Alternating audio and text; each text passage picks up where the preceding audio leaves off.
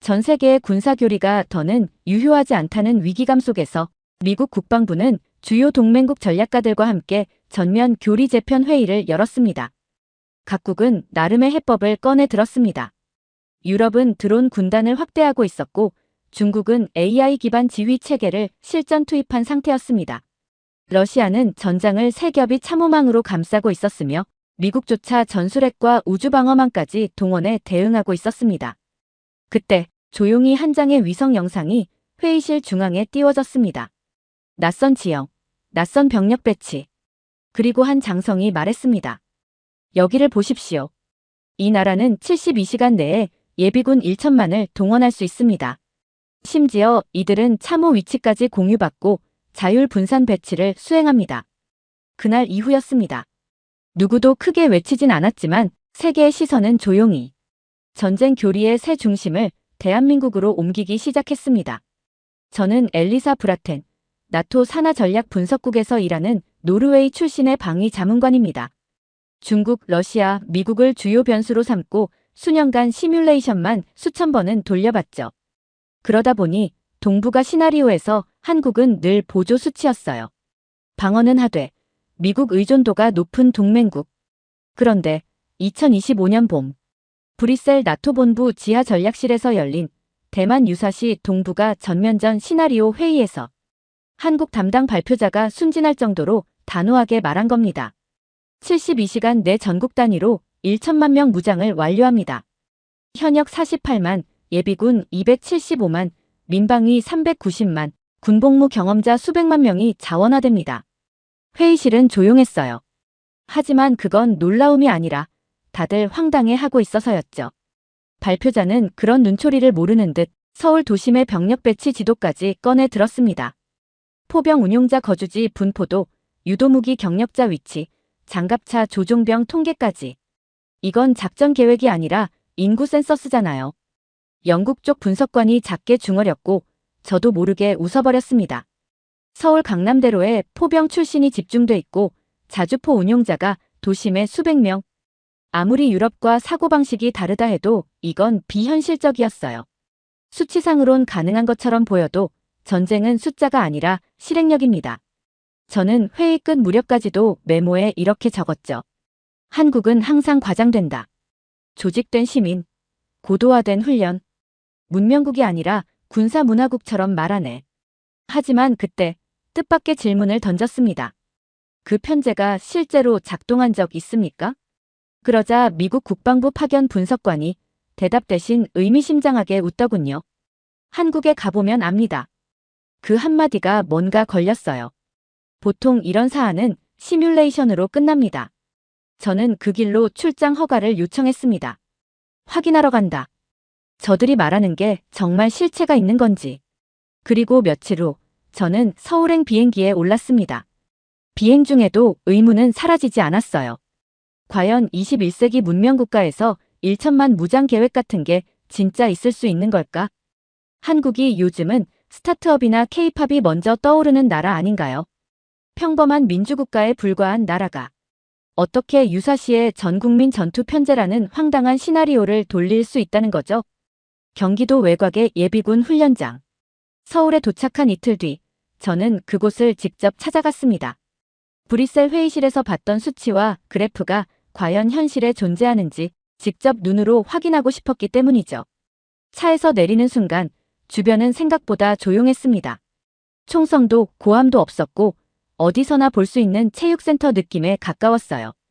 입구에는 향토예비군 훈련장이라는 간판이 걸려 있었고 그 아래로 짙은 군복 차림의 남성들이 하나둘 모여들고 있었습니다. 20대 후반에서 30대 중반쯤. 솔직히 말하면 그 모습이 좀 우스꽝스럽게 느껴졌어요. 군인처럼 보이려 애쓰는 시민들이랄까? 군복만 입었지 실제로 전투가 가능한가? 그게 당시 제 진심이었습니다. 훈련장 옆 휴게소에서 일부 참가자들은 무언가를 먹고 있었고 몇몇은 스마트폰으로 게임을 하며 시간을 때우고 있었어요. 분위기는 전반적으로 평화로웠고 지금이라도 그냥 체험 행사였네요 하고 돌아가도 이상할 게 없을 정도였죠. 얼마 뒤 경고음이 울리자 공기가 바뀌었습니다.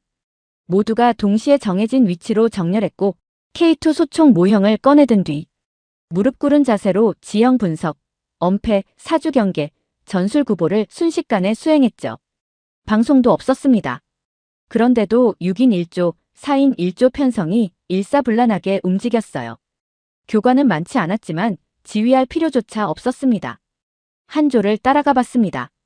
가장 앞에 선 남성은 30대 중반쯤으로 보였는데 지형 지물에 따라 손짓으로 지시를 내렸고 나머지 인원은 이에 따라 소총을 겨누거나 자세를 낮췄어요. 심지어 소총분의 조립 시범도 이어졌습니다. 교관이 시계를 확인하며 말했어요. K2분의 조립. 표준 시간 45초 이내. 그리고 정말로 20대 후반 남성이 33초 만에 조립을 끝냈습니다. 놀라운 건 아무도 박수를 치지 않았다는 겁니다. 그제야 저는 브뤼셀 회의실에서 봤던 1천만 무장 가능이라는 말이 단지 수치의 조작이 아니었음을 인정할 수밖에 없었습니다. 실행 능력과 실전 기억이 살아있었던 거죠. 하지만 감탄은 하지 않았습니다. 오히려 복잡한 감정이 들었어요. 이게 정말 필요할까? 왜 이렇게까지 훈련을 유지해야 하는 거지? 전쟁도 없는 나라에서 이건 너무 군사화된 사회 아닌가? 그러다 문득 30대 초반쯤으로 보이는 남성이 소총을 내려놓으며 말하는 걸 들었습니다. 사격 자세는 생각보다 잘 나오네. 확실히 몸이 기억하네요. 돌아오는 길, 제 머릿속은 복잡했습니다.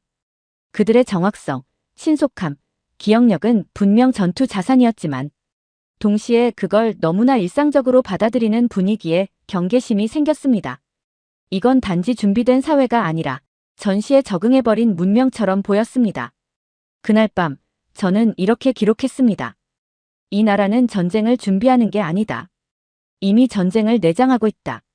그게 장점인지 위기인지는 아직 잘 모르겠다. 다음 날부터 저는 그들이 진짜로 이걸 사회 전반에서 실행할 수 있는가를 확인하기 위해 서울 곳곳을 돌아다니기로 마음먹었습니다. 다음 날 서울 시내를 무작정 돌아다녔습니다. 지하철, 서점, 편의점, 카페, 회사 앞 흡연구역까지. 이게 정말 전시 편제 가능 국가인지 아니면 단지 일부 훈련 집단만 그렇게 보여졌던 건지를 확인하고 싶었거든요.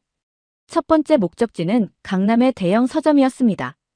예상했던 대로 IT, 자기개발, 부동산 섹션이 잘 정리되어 있었고 젊은 직장인들과 대학생들로 붐비는 전형적인 대도시 풍경이었죠. 그런데 무심코 지나던 한 코너에서 멈춰섰습니다. 현대 전장 환경과 포병 전술이라는 제목의 군사 전문 서적이 놓여 있었던 겁니다. 한 남성이 그 책을 꺼내 읽고 있길래 말을 걸어봤습니다. 30대 중반쯤으로 보였고 깔끔한 셔츠 차림이었어요. 혹시 군사 관련 전공자세요? 그는 고개를 저으며 이렇게 말했습니다. 아니요, 지금은 회사원입니다. 예전에 K9 자주포 조종병이었어요. 그냥 옛날 생각나서 본 거예요. K9이요? 제가 깜짝 놀라자 그는 웃으며 말했어요. 복잡한 기술은 아니에요. 대신 상황 판단이 중요하죠. 어떤 표적을 먼저 날려야 할지, 포신 각도는 어떻게 맞출지. 그건 지금도 몸이 반응할걸요. 지금 전시 상황이 발생하면 다시 조종할 수 있겠습니까?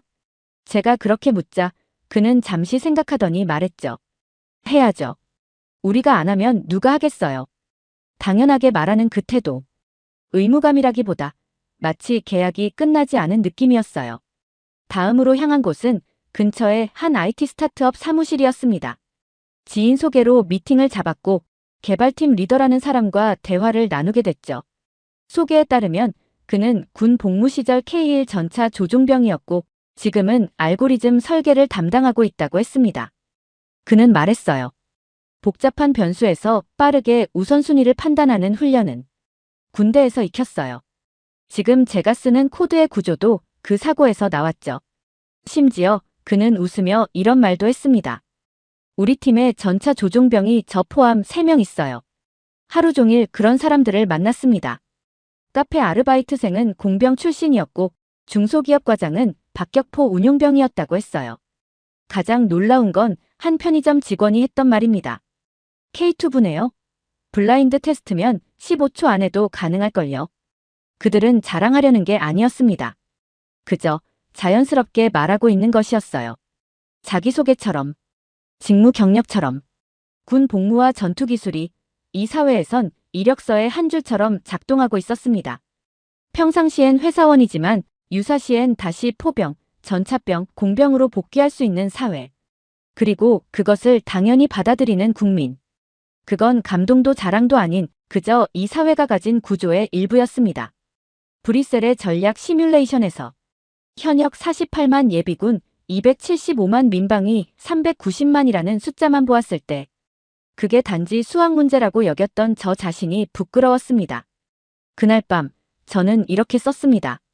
한국의 전투력은 군대에만 존재하지 않는다. 도시 속 건물마다, 사무실마다, 카페마다 포병과 조종병, 박격포수가 숨어 있다. 전투 기술이 사람 안에 살아있고 그 기억은 절대 사라지지 않는다. 2025년 3월 서울 한복판에서 대규모 시위가 열리고 있다는 뉴스가 나왔을 때 저는 망설이지 않고 현장으로 향했습니다. 그래, 이 나라가 아무리 훈련 잘 돼 있다 해도 이런 대규모 군중 앞에서는 질서가 무너지겠지. 그게 제 솔직한 기대였어요. 혼란, 충돌, 아수라장이 펼쳐질 줄 알았습니다. 그게 인간의 본성이니까요. 그러나 도착 5분 만에 저는 모든 예상을 뒤엎는 광경을 목격하게 됩니다. 광화문 일대는 이미 수만 명의 인파로 가득했어요. 도로는 전면 통제됐고 사람들이 깃발과 피켓을 들고 모여 있었습니다. 분명히 거대한 불만의 집합이었고 감정적으로도 격양돼 있었어요. 구호를 외치고 박수를 치고 물결처럼 출렁였습니다. 수만 명이 좁은 공간에 몰려 있는데 누구 하나 밀치거나 소리 지르거나 욕설을 내뱉는 사람이 없었어요. 대열은 무너지지 않았고 골목과 인도엔 자동처럼 비상동선이 만들어져 있었습니다. 심지어 저는 시위대 중앙부에서 사람들의 흐름이 갑자기 느려지자 누군가 지휘를 하는 걸 찾기 위해 주위를 두리번거렸습니다. 그런데 없었어요. 도저히 이해가 되지 않았습니다. 누가 통제하고 있지 않은데 어떻게 이토록 정돈된 대규모 집단 행동이 가능할까요? 옆에 있던 50대 중반쯤의 남성에게 조심스럽게 물었습니다. 지금 이 구역을 누가 정리하고 계신가요? 혹시 자원봉사자 조직이 있습니까? 그는 웃으며 말했어요. 아니요, 아무도 안 해요. 그냥 다들 어떻게 움직여야 되는지 아는 거죠. 특히 기억에 남는 건 시위가 끝나고 해산이 시작됐을 때였습니다.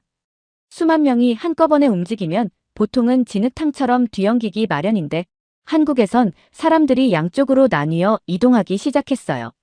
가운데는 자동으로 통로가 생기고 누군가가 벽 쪽에서 유모차를 밀고 나올 땐 그 반대편 사람들이 자연스럽게 틈을 만들고 비켜섰습니다. 전쟁터에서야 이런 게 필요하겠죠. 하지만 시위장에서 이런 행동이 나온다는 건 이 나라 사람들에게 위기 대응은 행동 매뉴얼이 아니라 본능이라는 의미였습니다. 돌아오는 길, 저는 생각했습니다. 이건 전투 기술이 아니다. 이건 질서의 내장이다. 그날 밤 노트북을 켜고 메모를 남겼습니다. 이 사회는 위기가 오면 명령을 기다리지 않는다. 본능적으로 움직이고 혼란을 정리하고 심지어 그걸 굳이 말하지 않아도 알아서 한다. 이것은 전술의 유산이 아니라 생존 본능의 사회화다. 그때부터 저는 점점 더 깊은 의문에 빠지기 시작했습니다. 이 모든 걸 단순히 군사 시스템으로만 볼 수 있을까? 아니면 한국이라는 집단이 오랜 시간에 걸쳐 만들어낸 집단 기억일까? 정답은 아직 없었습니다. 하지만 한 가지는 분명했습니다. 이 나라는 위기 속에서 가장 정교하게 움직이는 나라였습니다. 광화문에서 돌아온 지 이틀 뒤, 저는 계획을 바꿨습니다. 이제는 정치나 훈련이 아니라 진짜 일상 속의 숨은 전투력을 확인해 보기로 했습니다.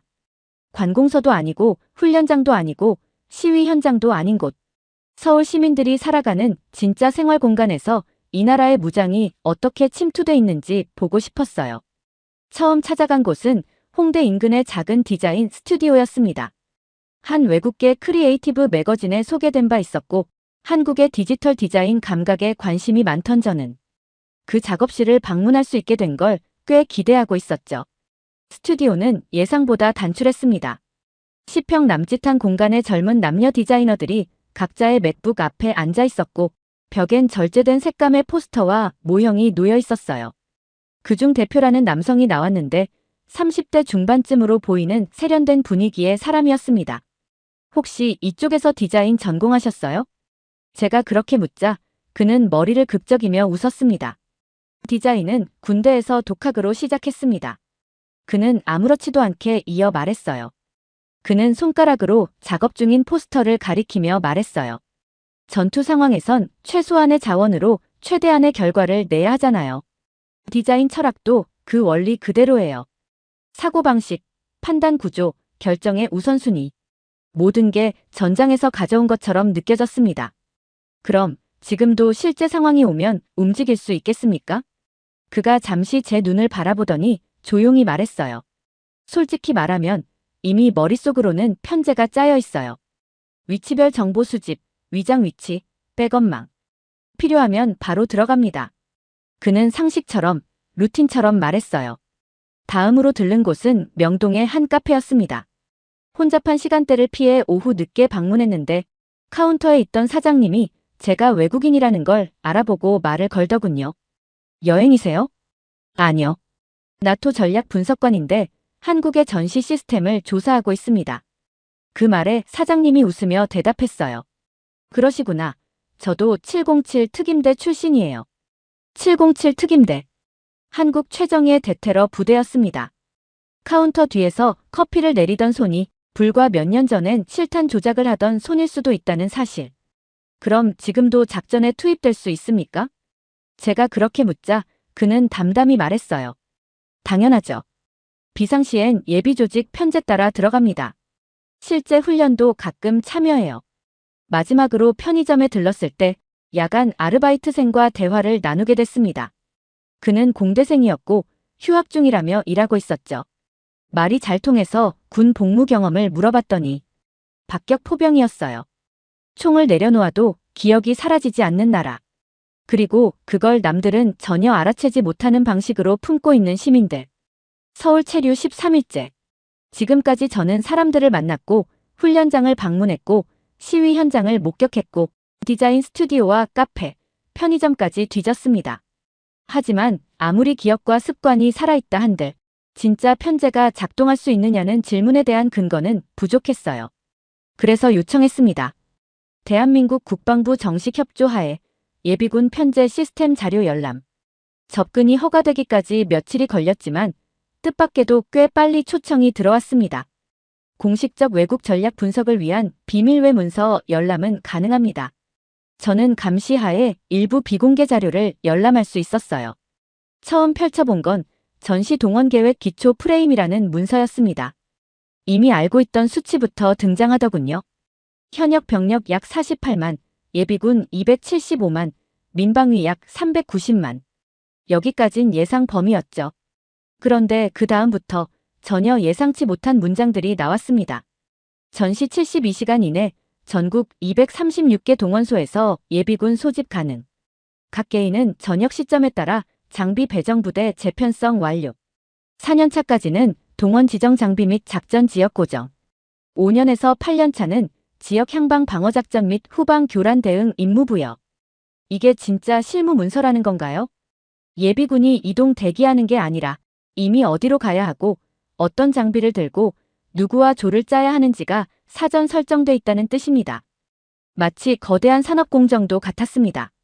수백만 명의 부품이 평소에는 흩어져 있지만 사이렌 한 번이면 자동으로 맞춰지는 퍼즐.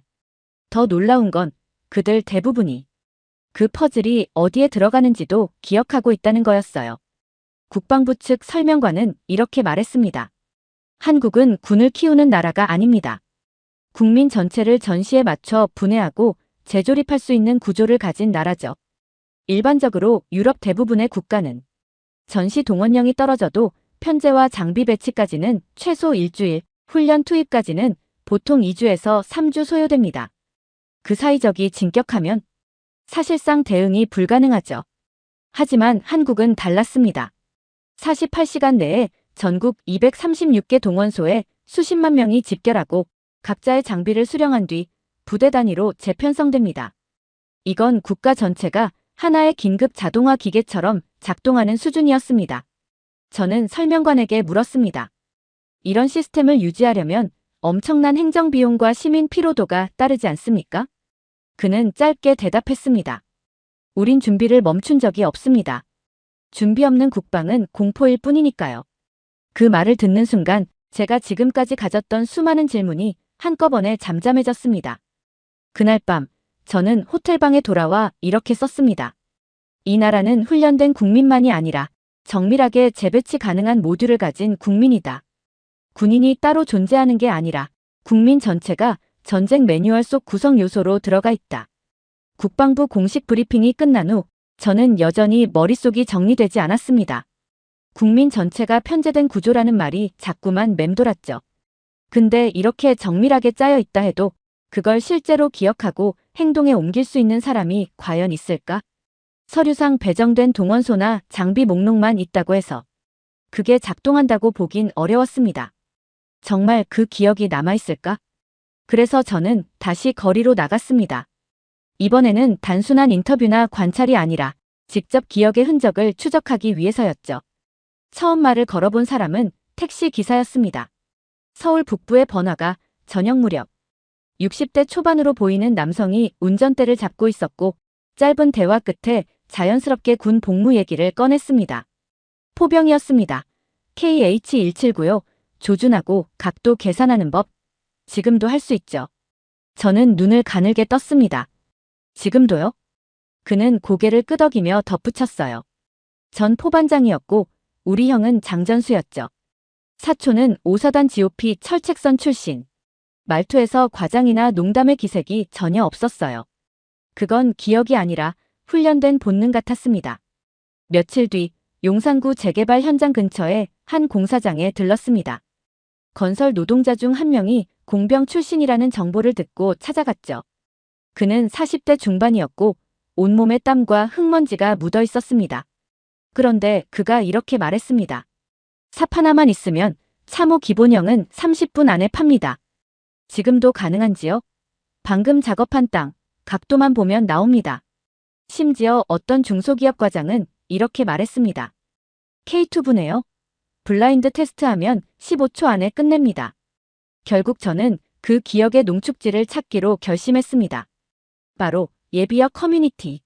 서울 강서구에 위치한 한 소규모 카페, 155mm 운용 경험자 모임이라는 소셜미디어 그룹에서 만난 전직 포반장 2명, 조준수 1명, 보급 담당병 1명이 비공식적으로 가진 소모임에 참석하게 됐죠. 처음엔 그저 커피를 마시며 과거를 회상하는 수준일 줄 알았습니다. 하지만 놀랍게도 그들은 노트북을 펴고 포신 각도 시뮬레이션을 하고 있었습니다. 장약 사호 기준 17도 각도면 7.6km 사거리죠. 사격 명령 떨어지면 저는 우선 후폭풍 차단 지점 확인하고요. 이 지역이라면 탄착 범위는 여기서 여기까지예요. 이 모든 걸 농담도 없이 정밀하게 기억하고 이야기하는 중이었습니다. 전투력. 그건 무기나 수치의 문제가 아니었습니다. 기억과 행동의 문제였죠. 그리고 한국은 그 모든 기억을 세대와 공간을 넘어 완벽히 보존 중이었습니다. 저는 며칠 동안 거의 잠을 잘 수 없었어요. 커피를 마셔도 재즈를 틀어놔도 마음 한구석이 계속 쿡쿡 쑤셨습니다. 머릿속에서 지워지지 않는 장면이 있었거든요. 광화문 근처 탄핵 반대 시위를 마치고 흩어지던 중년의 시민들이 서로 모여 던지던 한마디. 어차피 우리가 나라 지켜야지. 누가 들어도 뻔한 말 같지만 그날 그 말은 그냥 말이 아니었어요.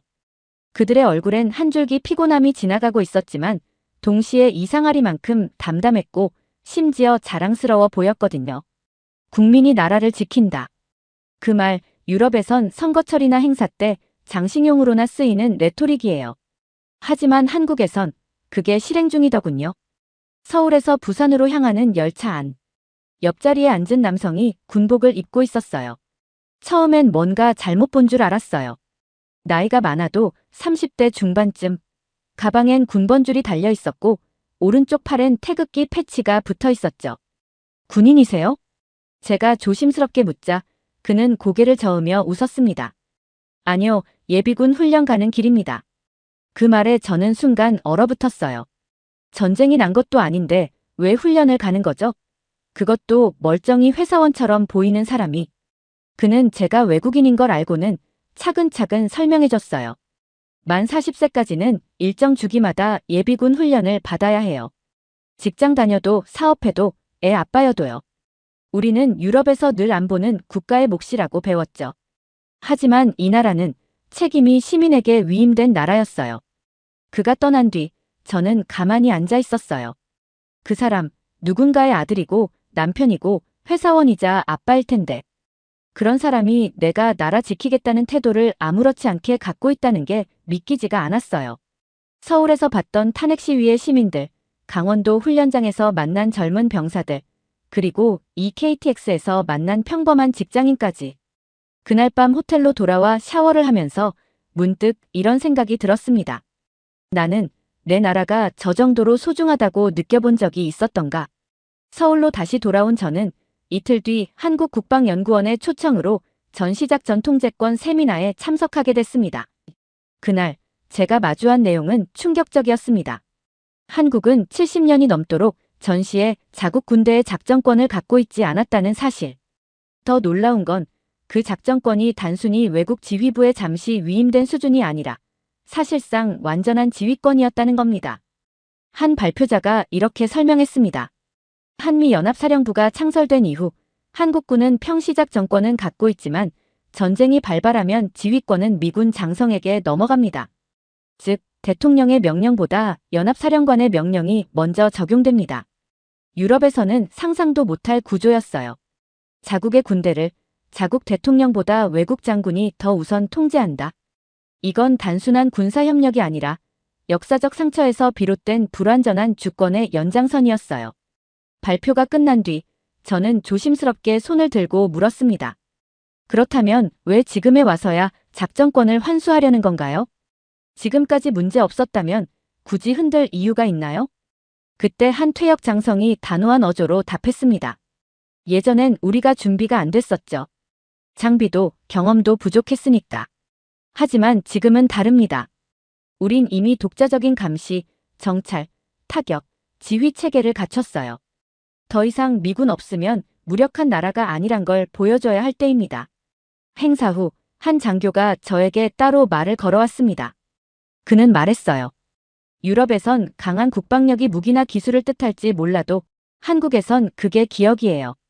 우린 조선을 잃었고 남북으로 갈라졌고 외국 군대가 수도에 주둔한 나라입니다. 작전권은 단지 지휘체계 문제가 아니에요. 그건 이제는 우리 손으로 지킬 수 있다는 선언이에요. 왜 그들은 그토록 준비된 상태로 사는가? 그건 공포 때문이 아니었어요. 그건 바로 과거를 잊지 않는 자존의 방식이었습니다. 전시에 내 나라 군대의 명령을 외국이 내린다. 그것이 얼마나 뼈아픈 현실인지, 그리고 그 현실을 70년이 지나서야 되돌리려는 한국의 선택이 얼마나 오랜 시간 침묵 속에 쌓아올린 결의의 결과인지를요. 며칠 뒤 충남 계룡시에 도착했습니다. 한국 육해공군 본부가 모두 모여있는 계룡대. 유럽의 군사 요충지들과 비교해보면 이곳은 너무 조용하고 겸손해 보였어요.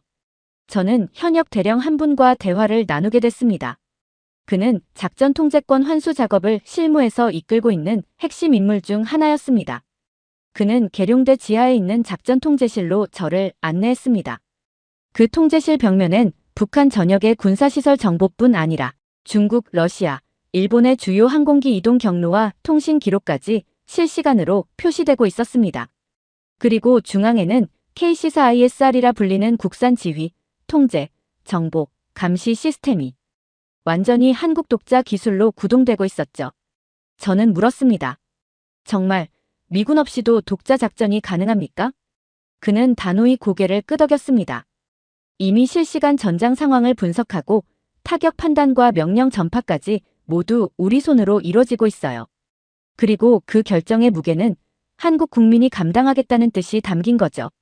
통제실 밖으로 나오는 길, 그는 계룡산 쪽을 가리키며 말했습니다. 산을 등지고 나라를 지키는 건 조선시대부터 이어져 온 전통입니다. 그때는 활과 창으로, 지금은 데이터와 위성으로.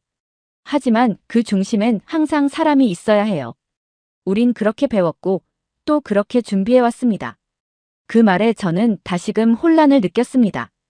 그들은 단순히 군사적 독립성을 넘어서 심리적 정신적 자주성을 확보하려고 하고 있었어요. 이건 단순히 작전권을 되찾는 문제가 아니었습니다. 책임이라는 단어를 되찾는 일이었어요. 서울로 돌아오는 KTX 안, 저는 문득 지난 전투기지 체험에서 보았던 예비군들의 얼굴이 떠올랐습니다.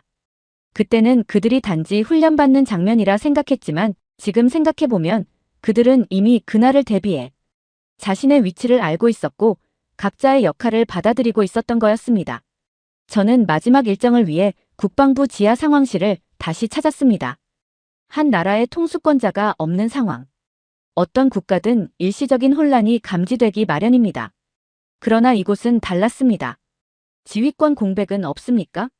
제가 묻자 옆에 있던 작전 통제 장교가 짧게 답했습니다. 이 나라는 사람보다 원칙이 먼저 움직입니다. 워싱턴에서라면 대통령 부재시 기민한 재배치 명령과 통신 확인이 우선되겠죠. 그러나 한국에선 그 모든 게 이미 자동처럼 작동되고 있었습니다. 지하 벙커에는 대통령이 사라졌을 때 작동하는 시스템이 있었습니다. 그 이름은 NSC 예비지휘단. 실전처럼 매뉴얼대로 정교하게 매 순간 상황을 모의 훈련하고 있었죠. 무엇보다 인상 깊었던 건 누구 하나 당황하거나 권한을 탐하거나 우왕좌왕하는 사람이 없었다는 점이었습니다. 그들은 이미 알고 있었습니다. 이 시스템이 대통령을 중심으로 돌아가는 게 아니라 공동체 전체의 생존 책임을 중심으로 돌아간다는 걸요. 한 장교는 조용히 제게 말했습니다. 이 나라는 지도자가 비어도 지휘가 끊기지 않도록 설계돼 있어요. 이미 70년간 그런 순간들을 너무 많이 겪어봤으니까요. 그 말에 저는 말문이 막혔습니다. 전쟁 중 납치, 쿠데타, 대통령 피습, 북핵 위협. 한국은 이미 여러 번 국가 권력의 공백을 체험했지만 단 한 번도 시스템은 멈추지 않았다는 겁니다. 기록실에서 본 문서 하나가 잊히지 않습니다. 정부 거리시 즉시 발동할 민간 군 통합 절차 매뉴얼. 그 1페이지엔 이렇게 적혀 있었어요. 우리는 국민을 위해 싸우는 것이지 지시를 받아 움직이는 군대가 아니다. 그 순간 저는 깨달았습니다. 이 나라는 위에서 명령하는 나라가 아니라 스스로 지키는 국민의 연합체라는 걸. 이후 저는 상황실 한쪽에 마련된 전시 민간 대응 훈련 자료를 들여다봤습니다. 그 안엔 놀라운 사실이 적혀 있었습니다. 40세 이하의 남성 예비군 중 86% 이상이 전시 비상 연락 시 12시간 내 복귀 가능. 전국 초등학교 72% 이상. 자체 민방위 계획 수립 완료. 편의점, 마트, 휘발유 주유소 등 1만여 개 민간시설, 전시 국가동원 물류 매뉴얼 확보. 국가가 없어도 국민 스스로 움직이는 나라. 지휘자가 없을 때 더 강해지는 체계. 한국은 그런 구조를 갖고 있었던 겁니다. 그날 밤 저는 숙소에서 마지막 보고서를 작성했습니다. 처음엔 이런 문장으로 시작하려 했습니다. 한국은 지휘 체계가 견고한 나라이다. 하지만 다시 썼습니다. 한국은 지휘 없이도 움직이는 나라이다. 그리고 마지막 문장은 이렇게 적었습니다. 전쟁이 두려운 게 아니라 책임지지 않는 마음이 더 두려운 거라는 걸 나는 한국에서 처음 배웠다. 두 번째 사연 시작합니다. 30년 동안 미국과 유럽의 외교를 설계하고 세계의 안보 지도를 직접 그려온 영국의 전략 분석가, 그는 오만했습니다. 한국은 지도에선 작고 뉴스에서는 늘 분단된 나라일 뿐이었으니까요. 하지만 딱 일주일, 그는 서울 땅을 밟은 지 단 일주일 만에 자신의 모든 기준, 모든 믿음, 그리고 자신이 국가라 부르던 개념 자체를 완전히 부숴버리게 됩니다. 그리고 마침내 그는 이렇게 고백하게 됩니다. 저는 지금 한국이라는 대륙 위에 서 있습니다. 대체 무슨 사연인지 오늘 사연 바로 시작하겠습니다. 저는 제임스 브루어, 영국 런던 태생의 외교안보 전략가입니다. 올해 66, 유럽연합 전략 분석국을 거쳐 현재는 유럽전략안보연구소 수석연구위원으로 활동 중입니다. 30년 넘게 나토, EU, 미 국방부와 협업하며 국가의 영향력은 국경보다 군사력, 외교력, 자원에 의해 결정된다는 신념을 굳게 지켜왔습니다. 그러다 보니 제 머릿속 세계 지도에는 미국, 독일, 프랑스, 러시아, 중국 같은 대국만이 굵은 선으로 새겨져 있었고 한국은 늘 작지만 부지런한 정도로만 분류해둔 작은 점에 불과했습니다. 지금껏 전략이란 걸 지리적 조건과 자원, 그리고 동맹국의 힘에서 찾는다고 믿어왔습니다. 영국 런던에서 자란 저에겐 유럽과 북미 중심의 세계 질서가 당연한 것이었죠. 아시아, 솔직히 말해 주변부라고 여겼습니다. 특히 한국이라는 나라에 대해서는 전쟁 휴전선 하나로 긴장만 유지하고 있는 좁고 복잡한 국가 정도로만 알고 있었어요. 그런데 2024년 말 저를 완전히 뒤흔든 사건이 일어났습니다. 유럽 군사 전략가들이 모이는 회의에서 인도네시아 국방장관이 연단에 올라 말했죠. 이제 아시아의 균형추는 한국입니다. 우리는 그들과 같은 편에 서기를 원합니다. 처음엔 다들 웃었습니다. 저도 마찬가지였어요. 그런데 그가 발표한 수치와 계약 리스트를 보는 순간 제 안에 있던 모든 자만심이 와르르 무너졌습니다. FA-50, K2 전차, K9 자주포, 한국산 정밀탄약, 다연장 로켓. 단순한 수출이 아니었어요. 전략 플랫폼의 통합 수출, 그 자체였습니다. 놀라운 건 그 무기들이 싸고 튼튼한 수준을 넘어 미국과 나토 수준의 네트워크, 전투 체계까지 갖추고 있다는 점이었죠. 특히 저를 멍하게 만든 장면이 있었습니다. 유럽의 한 고위 장성이 제게 다가와 묻더군요. 제임스 박사, 혹시 한국과 협력할 수 있는 창구를 아십니까? 그 순간 세상이 바뀌었다는 걸 직감했습니다. 이제 유럽이 한국에 손을 내밀고 있었거든요. 이 충격을 그대로 안고 서울로 향했습니다. 도착하자마자 느낀 것은 과도한 효율이었습니다. 공항에서 12분 만에 입국 심사를 마쳤고 AI 안내봇이 호텔 예약까지 해주더군요. 제가 늘 유럽이 선진이라 믿었던 시스템보다도 훨씬 앞서 있었어요. 이건 단순한 인프라의 차원이 아니었습니다. 국가 전체가 하나의 전략적 유기체처럼 움직이고 있는 것 같았어요. 그 후 며칠간의 일정 동안 저는 한국이라는 나라가 작은 국토를 극복한 방식이 아니라 작은 국토를 전략 무기로 만든 방식에 감탄하게 되었습니다. 군사, 기술, 외교, 문화까지 이 나라는 각 분야를 유기적으로 연결해 영향력을 설계하고 있었어요. 유럽의 외교 전략 문서를 다시 읽어봤습니다. 그 안에는 한반도는 미, 중간 균형지대라는 오래된 표현만 있었죠. 그러나 현실의 한국은 미국과 나토, 아세안, 아랍, 동유럽까지 아우르는 독립된 전략국가로 진화해 있었어요. 그날 밤 숙소에서 혼자 생각했습니다. 나는 도대체 무슨 세계에서 살고 있었던 걸까요? 그 나라를 무시했던 과거가 이제는 부끄러웠습니다. 한국은 국경은 작지만 영향력은 대륙급이었습니다. 그리고 지금부터 이 나라가 얼마나 무서운 전략국가로 변모했는지를 직접 눈으로 확인해 보기로 결심했어요. 서울에서의 첫 며칠은 스스로를 철저히 부수는 시간이었습니다. 군사 전략가로서 세계 곳곳을 다녀봤지만 이렇게 압도당한 건 처음이었어요. 그런데 진짜 충격은 그 다음이었습니다. 한 국책연구기관의 요청으로 강연을 하게 되었는데 강연이 끝난 후 한 연구원이 저를 조용히 불렀습니다. 브루어 박사님, 혹시 이 사진을 보신 적 있으신가요? 그가 보여준 건 1970년대 유럽 언론에 실렸던 기사 스크랩이었습니다. 한국, 원조 없이는 내일도 없다. 동양의 병자, 언제 깨어날까? 수출품, 그들에겐 없다. 그중엔 어릴 적 봤던 영국 신문의 문구도 있었습니다. 한국 국어라는 아시아의 그늘. 심장이 철렁 내려앉았어요. 그 기사에 달린 저널리스트 이름이 바로 내 아버지였거든요. 그 연구원은 미소 지으며 말했습니다. 우린 그 조롱을 벽에 걸어두고 매일 봤어요. 그게 우리의 동력이었죠. 그 말에 말문이 막혔습니다. 숙소에 돌아와 밤새도록 고민했습니다. 우리는 언제나 아시아를 무시했습니다. 대영제국의 후손으로서 산업혁명의 중심에 있던 민족으로서 자연스럽게 그들을 배워야 할 존재가 아닌 도와줘야 할 존재로 봤던 것이죠.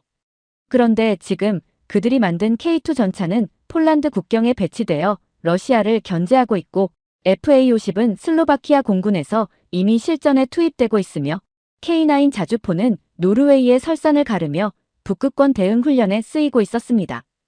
이쯤 되니 궁금하더군요. 도대체 저 무기들은 어디서 어떻게 나온 거지? 그래서 직접 한국의 방산 전시장을 찾아갔습니다. 전시장에는 방위산업청에서 파견된 젊은 장교가 있었습니다. 놀라울 정도로 유창한 영어로 그가 말했어요. K9은 과거 북한 장사정포에 대한 대응책으로 시작됐습니다. 처음엔 우리가 쏘기도 어려웠습니다. 하지만 우리는 수입 대신 자체 개발을 선택했죠. 그의 설명이 끝났을 때 제 머릿속에 떠오른 건 유럽의 냉소, 한국의 끈기였습니다. 우리는 그들을 조롱했고 그들은 그 조롱을 벽에 걸어 매일 맞섰던 거죠. 그때 비로소 이해됐습니다. 왜 그토록 무섭게 성장했는지. 이젠 상황이 역전됐습니다. 2024년 유럽 방산 전시회에서 가장 주목받은 부스는 미국도 독일도 아닌 한국이었습니다. 다른 국가들이 부스에서 제품을 설명할 때 한국은 전투 시뮬레이션과 자동화된 드론 전장 통합 체계를 직접 시연하더군요. 우리 유럽은 스펙과 이론으로 설명했고 한국은 실전과 현실로 설득했습니다. 그 차이가 전부였습니다. 그날 밤 그 장교의 말을 자꾸 되뇌었어요. 우리는 조롱을 연료 삼아 여기까지 왔습니다. 무시해줘서 감사합니다. 그 말이 어찌나 서늘하던지 소름이 돋았어요. 한국은 과거를 원망하지 않았습니다. 오히려 그 조롱을 자양분으로 삼았죠. 이 얼마나 강한 정신입니까? 이제 더 이상 의심하지 않습니다. 한국은 복수심으로 세계를 정복한 나라가 아닙니다. 자기 혁신으로 조롱을 이긴 나라였습니다. 저는 군사전략가입니다. 평생 총과 전차 미사일의 궤도를 분석하며 살아왔습니다. 하지만 한국을 이해하려면 더 이상 그런 무기들만으론 부족했습니다. 이 나라는 눈에 보이지 않는 병기, 곧 문화로 전 세계를 장악하고 있었기 때문입니다. 처음에는 그저 유행이라 생각했어요. 그렇지만 현실은 제가 아는 어떤 무기보다도 정확하고 깊숙하게 파고들고 있었습니다. 가장 먼저 경고를 보내온 건 가족이었습니다. 손자는 유럽인인데 한국어를 잘하더군요. 매일 BTS 뮤직비디오를 반복 재생하며 할아버지, 전 한국에 꼭 가볼 거예요.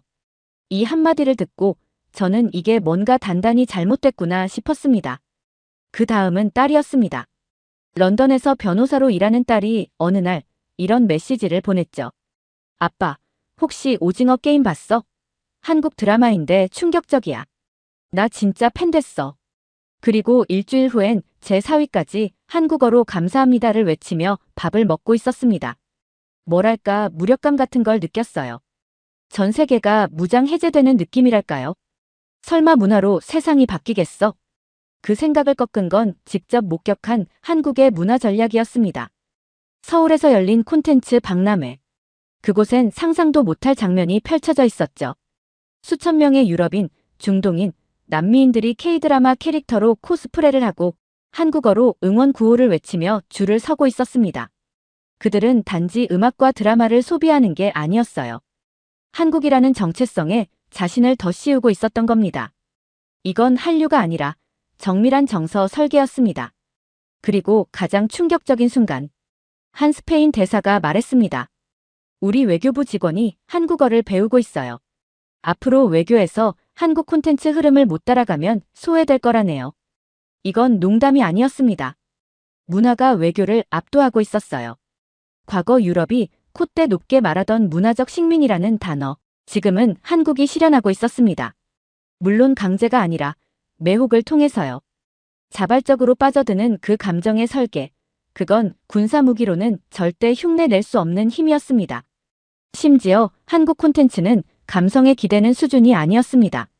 그 안에는 한국의 메시지가 녹아 있었어요. 공정, 연대, 상처, 회복.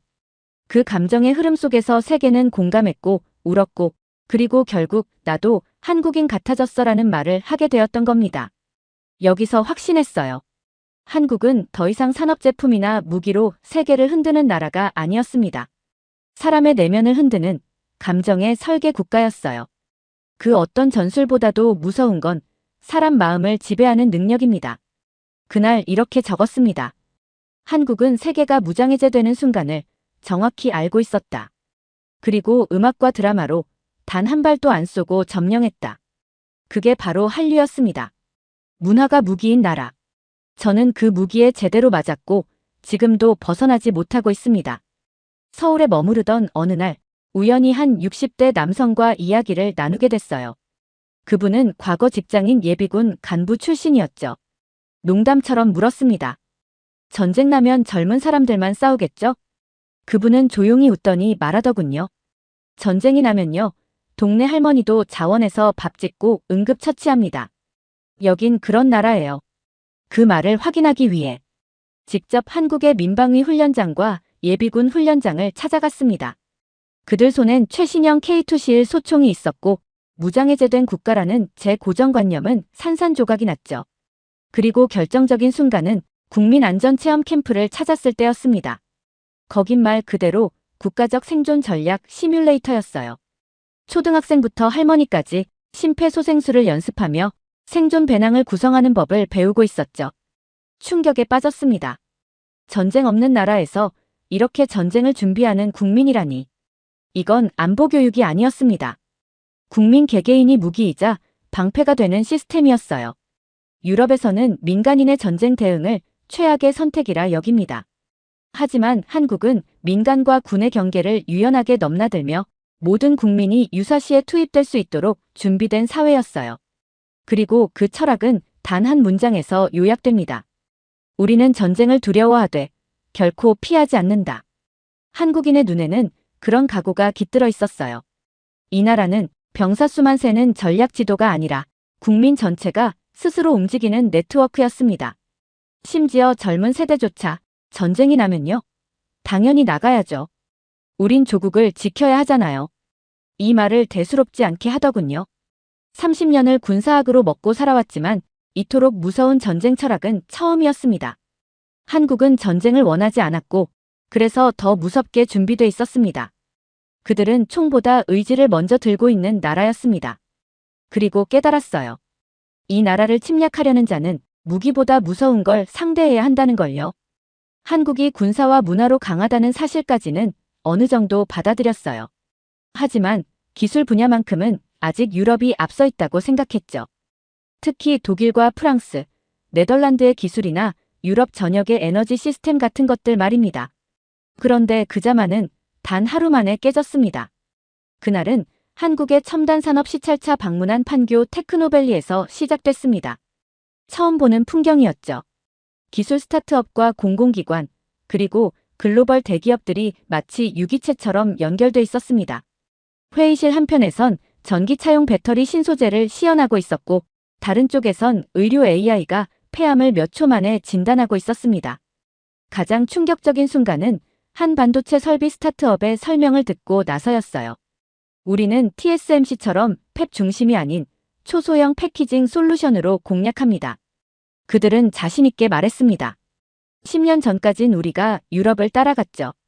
이제는 유럽이 우리 기술 로드맵을 가져다 씁니다. 그 순간 이건 단순한 기술 추격이 아니라 역전이라는 걸 직감했습니다. 유럽은 여전히 관료주의에 발목 잡혀 혁신 속도가 느린 반면 한국은 위기에서 기회를 낳는 속도전으로 기술의 벽을 허물고 있었던 거죠.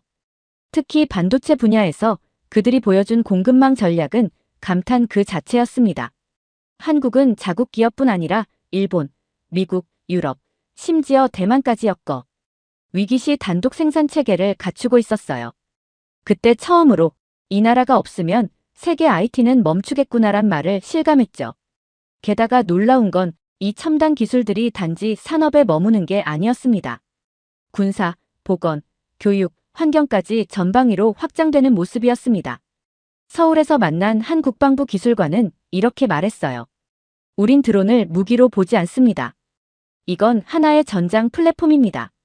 그 말이 단순해 보여도 그 안에는 유럽이 아직 따라오지 못한 통합 전략 기술 개념이 담겨 있었죠. 저는 유럽에서 가장 오래된 기술연구소 소속으로 프랑스, 독일, 네덜란드와 수십 년 협력해왔습니다. 그런데 그 모든 노력이 한국의 5년짜리 국가기술 로드맵 하나에 압도되는 광경을 보고 말았던 겁니다. 그제야 이해가 되더군요. 왜 미국도 유럽도 심지어 중국까지 한국 기술자들을 사활 걸고 영입하려 하는지. 그들의 기술력은 위기를 기술로 바꾸는 정신, 그리고 기술을 국가 생존의 무기로 활용하는 철학이 있었습니다.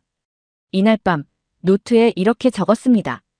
우리는 기술을 자산이라 불렀고 한국은 기술을 전장이라 불렀다. 그 차이가 모든 걸 바꿨다. 그리고 조용히 인정했습니다. 기술에서도 우리가 고개를 숙여야 할 시간이 왔다는 것을요. 어떻게 이 모든 것들이 하나의 국가 브랜드로 작동할 수 있지? 유럽은 수십 년을 걸쳐 별도의 전략을 짜고 영역을 구분하며 움직여왔거든요. 그런데 한국은 무언가 완전히 달랐습니다. 그러던 중 서울에서 정체불명의 광경을 보게 됐어요. 중국 관광객 무리가 한국산 냉장고가 최고라며 줄을 서고 있었고, 프랑스인 유튜버는 K뷰티는 유럽보다 10년 앞서 있다는 주제로 콘텐츠를 찍고 있었으며, 미국계 벤처캐피탈 대표는 직접 한국 스타트업 CEO를 만나기 위해 대기 중이었죠. 도심 한복판인데 마치 유엔 총회에 있는 듯한 기분이 들었습니다. 그 중심엔 다름 아닌 한국이라는 두 글자가 있었어요. 그때부터였습니다. 이 나라는 더 이상 국경으로 움직이지 않는다는 걸 알게 되었죠. 외교부에서 근무하는 지인을 통해 한국의 국가 이미지 전략 보고서를 입수하게 됐습니다. 그 문서엔 이런 문장이 적혀 있었습니다. 우리는 국가를 제품처럼 포지셔닝합니다. 한국은 산업, 문화, 군사, 기술, 복지, 환경을 포괄하는 브랜드입니다. 정신이 번쩍 들었어요. 국가 자체를 브랜드로 다룬다는 발상. 이건 정말 유럽도 아직 시도하지 못한 방식이었거든요. 한국은 더 이상 작은 아시아 국가가 아니었습니다. 지금 세계 각지에서 각기 다른 얼굴로 등장하고 있었죠. 중동에선 방산 파트너, 동남아에선 교육 모델, 미국에선 반도체 동맹, 유럽에선 친환경 전략 동반자. 심지어 남미에선 K드라마가 페미니즘 담론에까지 영향을 주고 있었어요. 이건 단순한 인기 현상이 아니었습니다. 브랜드가 가진 확장성이자 국가 전체가 하나의 이미지 전략으로 움직이는 거대한 마케팅 캠페인이었죠. 저는 얼마 전 독일의 한 경제지에서 이런 칼럼을 읽었습니다. 메이드 인 코리어는 더 이상 기술력만 의미하지 않는다. 그건 이제 신뢰 감성, 속도, 연대, 혁신, 심지어 생존 철학까지 내포하고 있다고요.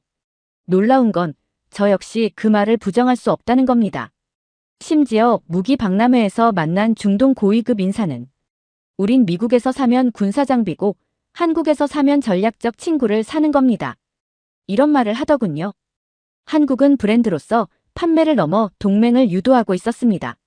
그 누구도 강요하지 않았는데 전 세계가 자발적으로 한국과 연결되고 싶어하는 세상이 온 겁니다. 한국은 이젠 더 이상 설명이 필요 없는 이름이 되었어요. 아, 한국이구나. 그 이름 하나로 소비자와 국가가 신뢰를 보내는 그 순간 확신했습니다. 이 나라는 국경보다 넓은 브랜드로 움직이고 있다. 세상에서 제일 좁은 땅이 이토록 넓은 영향력을 가진 나라가 될 줄은 정말 몰랐습니다. 이제 공항 면세점에서 한국 제품을 볼 때 상품이 아니라 한국이라는 거대한 전략 설계의 일부를 본다는 감정이 들어요. 이건 그냥 브랜드가 아닙니다. 국민 전체가 함께 만든 살아있는 국가의 얼굴입니다. 이쯤에서 스스로에게 물었습니다. 왜 이 나라를 몰랐을까요? 한국은 단지 지구촌의 한 구석, 긴장 속의 분단 국가, 기술 좀 하는 신흥국 정도로만 생각했었습니다. 심지어 런던 외교전략회의에선 한국은 미국이 조율하는 아시아 전초기지죠. 이런 말이 공공연히 오가곤 했죠. 그게 우리가 가진 지적 오만이었습니다. 하지만 지난 몇 달 동안 한국을 깊이 들여다본 지금 매일 부끄러움에 몸을 웅크리게 됩니다. 우리는 너무 늦게 그리고 너무 얕게 이 나라를 봤습니다. 이 나라는 기적이 아니라 의지와 설계의 결정체였습니다. 무언가에 의존한 적이 없었어요. 전쟁의 폐허에서도 도움을 받긴 했지만 그걸 감사로 끝내지 않고 책임으로 갚은 민족이었습니다. 그들이 받은 원조는 다음 세대에게 되돌릴 빚으로 기억됐습니다. 그런 정신이 없었다면 지금의 이 발전은 절대 불가능했을 겁니다. 종종 한국의 어르신들을 만나 이야기하곤 했어요. 한 어르신은 이렇게 말하셨죠. 우린 굶어도 자존심은 굶기지 않았습니다. 그 말에 웃음이 나올 법도 한데 그 순간 아무 말도 못했습니다. 왜냐면 그 눈빛 속에 담긴 기억과 각오가 저를 완전히 제압했거든요.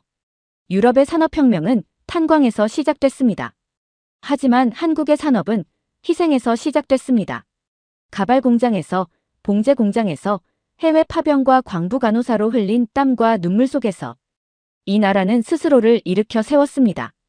그런 이야기를 들으면 들을수록 그들의 지금이 결코 우연도 행운도 아니라는 사실을 더욱 실감하게 되었습니다. 게다가 이 나라는 지금도 과거를 잊지 않는 나라였습니다. 분단의 아픔을 지금도 안고 있고 정전의 상태를 그대로 받아들이면서도 전쟁을 막기 위해 매일 새벽을 준비하는 국민들. 그들이 바로 한국이었습니다. 한 번은 예비군 훈련 공지를 받습니다. 모든 상황은 실전입니다. 그 짧은 문구에 멍하니 서 있었어요. 그 말이 단지 훈련이 아니라 한국 사회 전체가 가진 생존 철학이라는 걸 알게 됐거든요.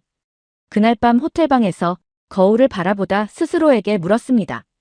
당신은 도대체 무엇을 보고 이 나라를 무시했던 겁니까? 자신에게 참 많이 화가 났습니다. 한국을 이해한 적이 없었습니다. 아니, 이해하려 하지 않았던 게 더 정확하겠죠. 이제는 확실히 말할 수 있습니다. 이 나라는 작지 않습니다.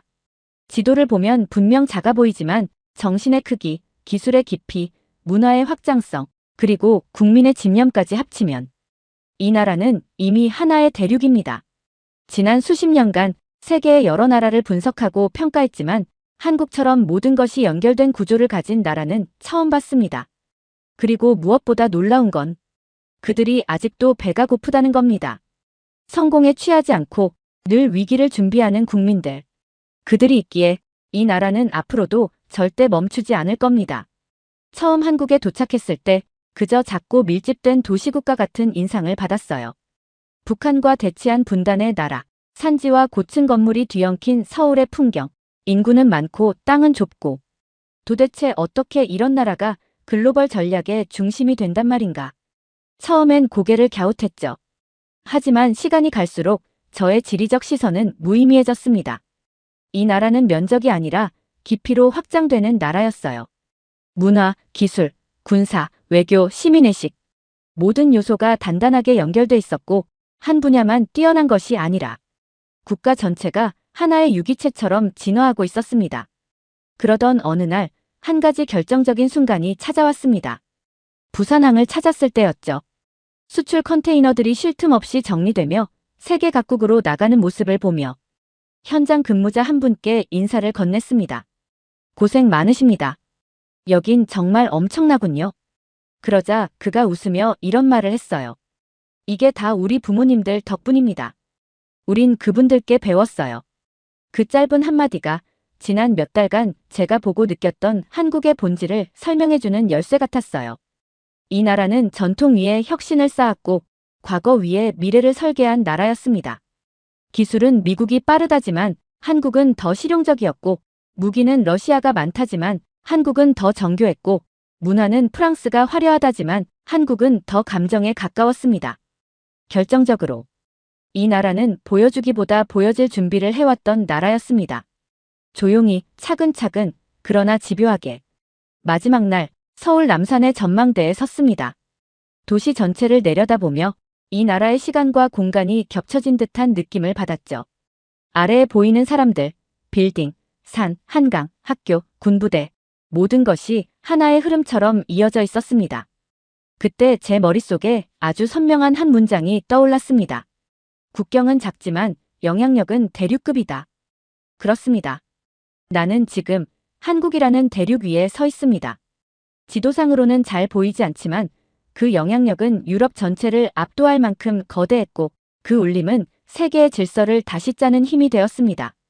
이제 돌아갑니다. 하지만 이곳에서 본 것, 느낀 것, 배운 것은 출장 보고서 한 줄로는 끝낼 수 없겠죠. 아마 제 인생 전체가 바뀌었을지도 모릅니다. 한국은 저에게 질문을 남겼습니다. 당신의 나라는 무엇으로 세상을 설득할 수 있습니까? 아직 그 질문에 답을 못했습니다. 하지만 한 가지는 분명합니다. 이 작은 땅에서 저는 세상을 다시 보게 됐습니다. 오늘 사연이 재미있으셨다면 구독과 좋아요, 알림 설정까지 부탁드립니다. 더 재미있는 사연으로 돌아오겠습니다. 이상 감동탐험이었습니다.